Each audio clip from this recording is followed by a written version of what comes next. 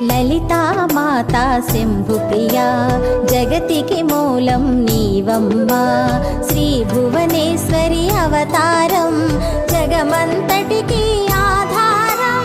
హేరంబునికి మాతవుగా హరిహరాదులు సేవింప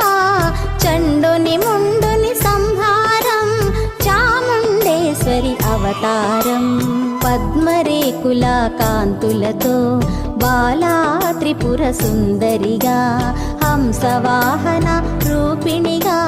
వేదమాతవై వచ్చితివి శ్వేత వస్త్రము ధరించి